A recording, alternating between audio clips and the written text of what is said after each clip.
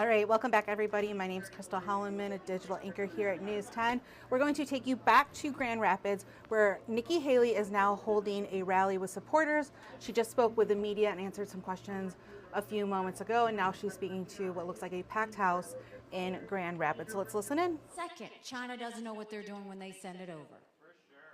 Now, when I was governor in South Carolina, we passed the toughest illegal immigration law in the country. President Obama sued us over it, and we won. I think we need to go and take what we did in South Carolina and go national with it. We need a national E-Verify program so that we have businesses prove that the people they hire are in this country legally. We need to defund sanctuary cities once and for all. No more safe havens in America.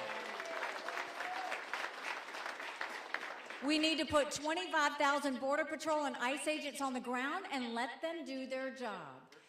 We need to go back to the Remain in Mexico policy so that no one steps foot on U.S. soil. And instead of catch and release, we need to go to catch and deport. That is the way you will stop what's happening on the border.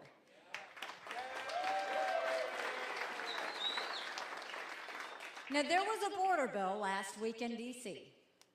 And if you look at that bill, the good part about the bill was it strengthened asylum laws. We have to do that. 3 million illegal immigrants went in under the Trump administration because our asylum laws weren't strong enough. The weak part about the bill was it didn't have the Remain in Mexico policy, which is hugely important, and it had a 5,000 person threshold. We can't even have a 1-person threshold. We need to vet everybody before they ever come into this country. The problem is Congress needs to get in a room and not come out until they can pass a strong border bill. But the bad side of it was Donald Trump went and told Congress not to do anything until after the general election because it would hurt him. We can't wait one more day to pass a strong border bill. They need to pass it.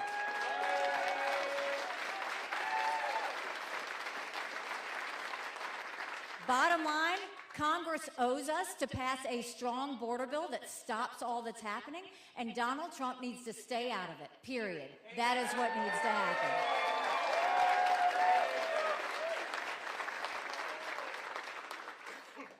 And you know, my parents always told me, you take care of those who take care of you.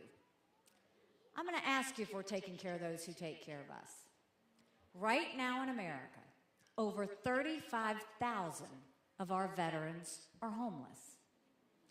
1 in 3 suffers from PTSD or thoughts of suicide. We lose 22 heroes a day to suicide. If a veteran needs a doctor's appointment, on average, it takes 29 days to get to the VA. Why 29 days?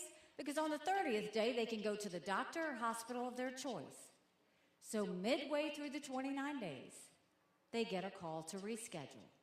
And the clock starts all over again. It is shameful how we treat our veterans. Now, I'm the proud wife of a combat veteran who served in Afghanistan.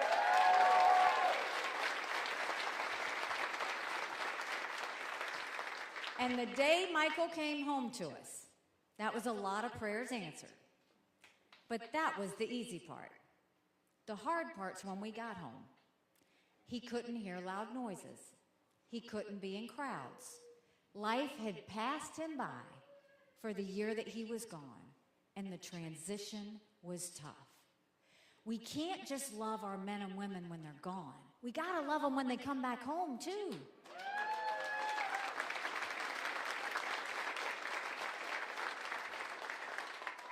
And so it's hugely important that we look at that transition. We need more than a 2-week transition. Let's take care of them for the long haul. That means telehealth, so we can get them the mental health care they need right when they need it.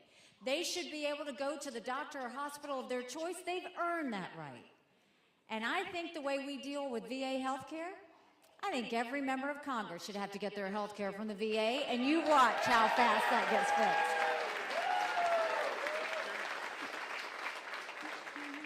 It'll be the best health care you've ever seen, guaranteed, if we do that. And then let's talk about national security. The world is on fire, literally. We've got a war in Europe. We've got a war in the Middle East. We've got North Korea testing intercontinental ballistic missiles capable of hitting the U.S. We've got China doing cyber attacks on our infrastructure. And we've got Russia doing blinding satellites, so we can't see what's coming into our country, and we can't see any cyber attacks they do to our infrastructure. This is the time when we need a leader who has moral clarity.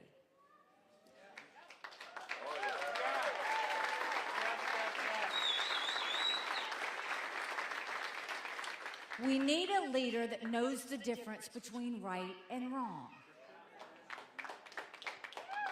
And Donald Trump showed himself again in South Carolina over a week ago. He said that he would encourage Putin to invade our allies. Now think about this for a second. Donald Trump's going to side with a thug where 500,000 people have been killed or wounded because Putin invaded Ukraine. Donald Trump's siding with a dictator who kills his political opponents. Donald Trump sided with a tyrant who arrests American journalists and holds them hostage. Donald Trump is going to side with a madman who's made no bones about wanting to destroy America over our allies who stood with us after 9/11? But that's how he thinks. America can never be so arrogant to think we don't need friends. Sure, right.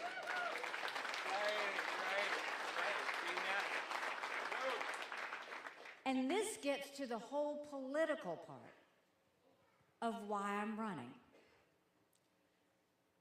We need to look at what is at stake here. What are our options? I'll tell you what America thinks our options are. America doesn't want, 70% of Americans don't want a Trump-Biden rematch.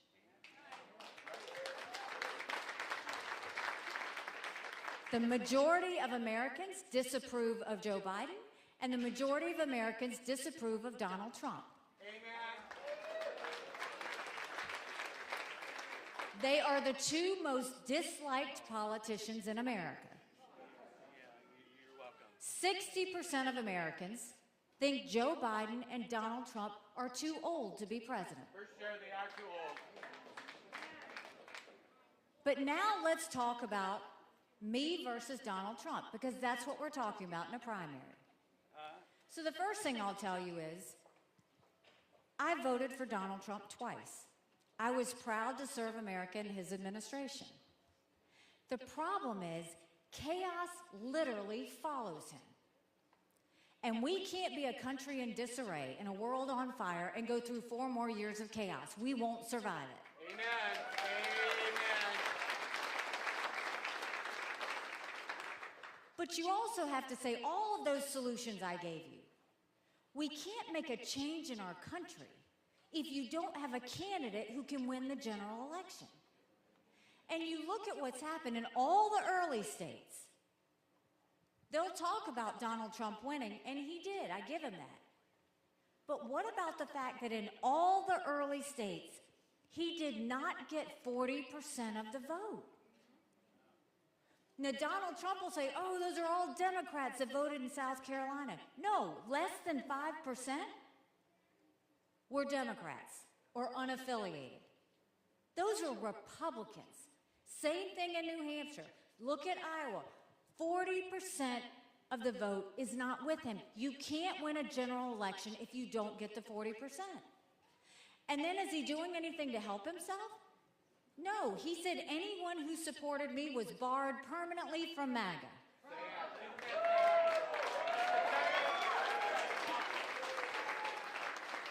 Now think about that. If you're running for president, your job is to bring as many people to you as possible, not push people out. Right. But that's what he's doing. He's pushing people away from the Republican Party. And that's not how you win. And then look at the polls. Don't take my word for it. There was another Marquette poll that just came out last week. Donald Trump does not defeat Joe Biden.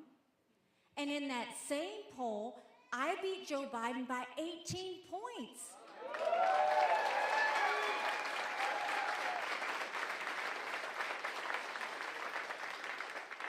what that means? That's bigger than the presidency. That's House, that's Senate, that's governorships, that's school boards, but you win by double digits. That's a mandate going into D.C. to stop the wasteful spending and get our economy back on track. That's a mandate to get our kids reading again and go back to the basics in education. That's a mandate to secure our borders with no more excuses. And that's a mandate for law and order back in our cities. And it's a mandate for a strong America that prevents wars that we can all be proud of. Don't you want that?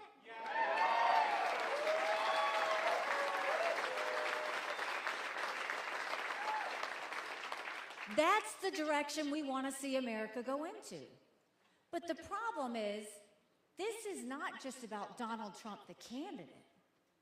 This is about what Donald Trump is doing to the Republican Party. You look at the Republican Party, and no president has put a country more in debt during his time than Donald Trump. He's not talking about wasteful spending at all. All of that, the COVID stimulus bill and the lack of accountability, all was on his watch. And so that's a total shift for Republicans to think that that kind of spending is okay. He's also making a shift on the national security perspective. We have always believed in peace through strength, always.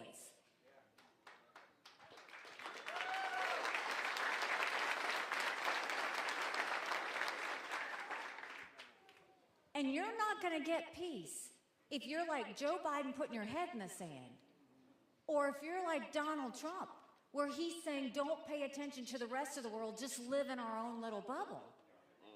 Because that's not how it works. Putin has made it very clear that once he takes Ukraine, Poland and the Baltics are next. Those are NATO countries that immediately puts America at war. This is about preventing war. It's always been about preventing war.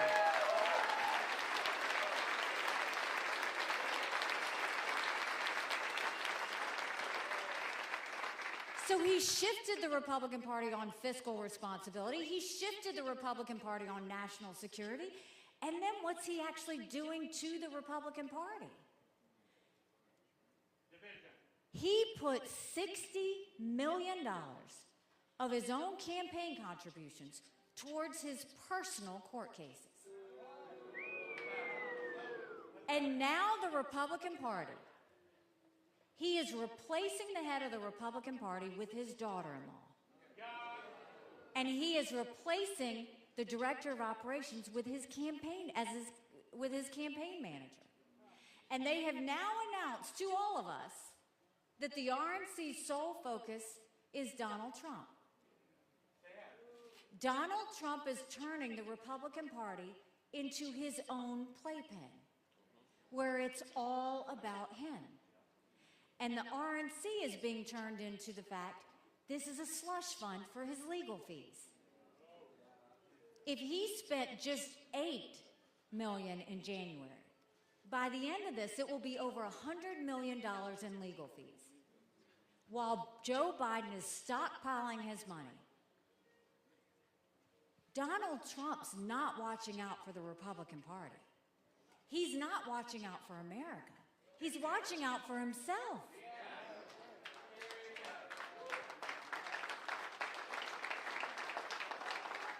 And all you have to do is listen to him. After New Hampshire, when I got 43% of the vote, he was unhinged. He went on this rant about revenge, and my dress, by the way. Then after these court cases, all he's done is talked about being a victim. But the problem is, if you're talking about revenge or you're talking about being a victim, at no point is he talking about the American people.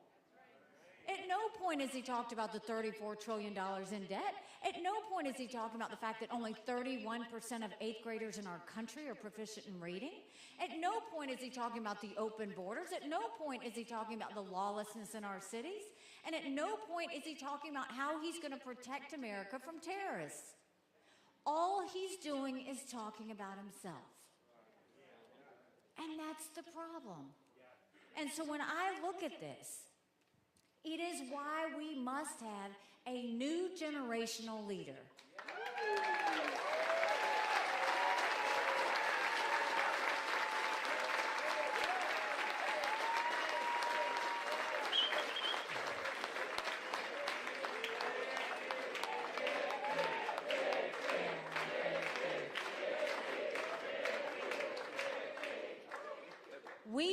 someone who can go in, put in 8 years worth of work, day and night, to focus on the solutions of the future and not continue to be focused on the past.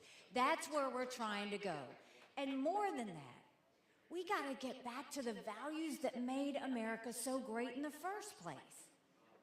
You know, 8 months ago, I dropped my husband Michael off for another year-long deployment.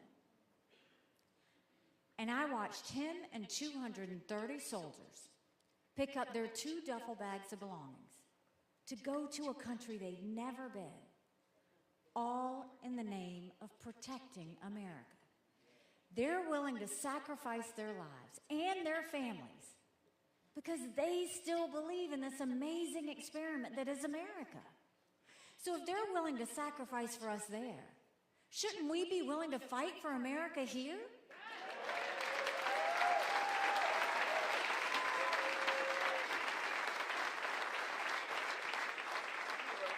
Because we have a country to save.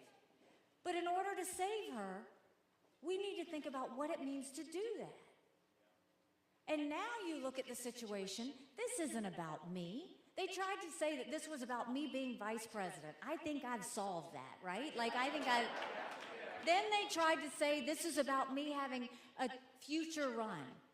If I was going to do that, I would have gotten out a long time ago. This is not about my political future. In all honesty, this is about my kids and your grandkids. Because look at the country they're living in right now. Look at what they went through with COVID.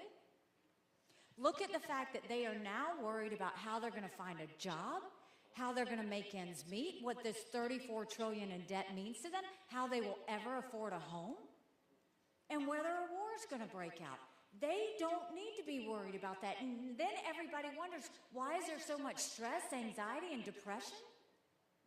Because they live in a country that's full of anger and full of hatred and full of division.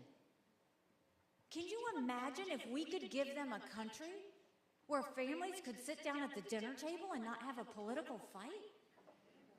Can you imagine a country where you could go to work and say what you think and not worry about being fired? Can you imagine just having a country where we can strongly disagree about issues, but we don't have to hate each other over it? Because that's a country those kids deserve. They need to know what normal feels like.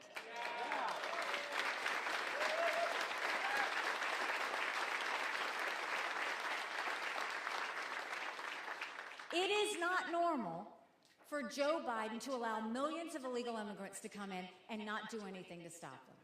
It is not normal for Joe Biden to focus more on gender pronouns than reading and math in schools. It is not normal for Joe Biden to have these wars around the world.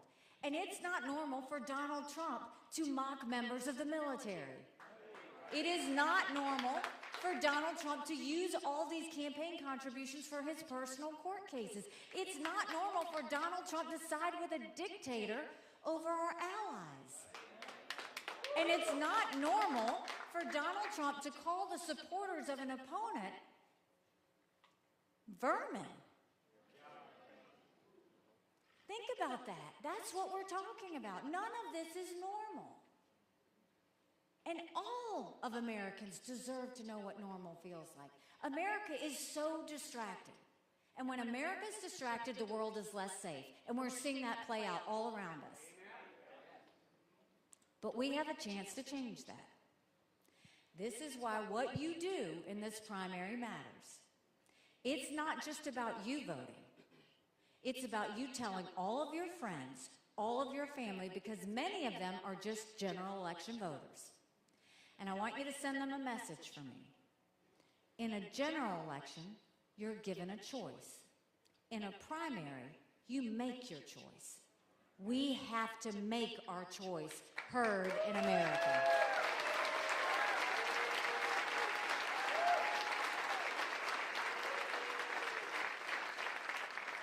You know, when I announced that I was running, they asked me why I was doing this. And I said, my parents came here 50 years ago to an America that was strong and proud and full of opportunities. I want them to know that country again. I'm doing this for my husband, Michael, and his military brothers and sisters. They need to know their sacrifice matters. They need to know that we love our country. I'm doing this for my daughter who just got married, and I saw how hard it was for her and her husband to buy a home. The average home buyer in America now is 49 years old. The American dream is leaving them. And I'm doing this for my son, who's a senior in college. And I am tired of watching him write papers of things he doesn't believe in just to get an A. That's not us. That's not America. And for the first time, 81% of Americans don't think their kids are going to live as good of a life as we did. We can't be okay with that. I'm not okay with that. We do have a country to save. But this is what I'll tell you we need to do, is we've got to have some courage in all of this. Courage to know that we have to be loud. Courage to know that we have to take action. Courage to know that we can never stand by and do nothing. Courage from all of us. Courage from me to run. And courage for every one of you to know, don't complain about what happens in a general election if you don't do something in this primary. It matters.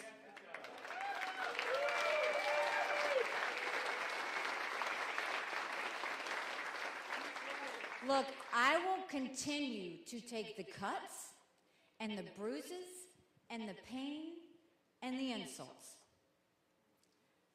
because I think America's worth it. All I ask is that you stand with me as I do it, and that you be just as loud, not just in Michigan, but after Michigan, and take that voice all the way to the Super Tuesday states because it matters. Because if you do this, I was raised that the only way to get to the blessing is by going through the pain. And if we have to go through the pain, it's worth it to know that we're going to get to that blessing. So I will promise you this. You go out and let your voice be heard. Be loud and proud about where we need to go in our country. And I will spend every single day proving to you that you made a good decision. Thank you very much. God bless you. We appreciate you. Thank you so much. Thank you. Thank you so much. Appreciate it. Thank you.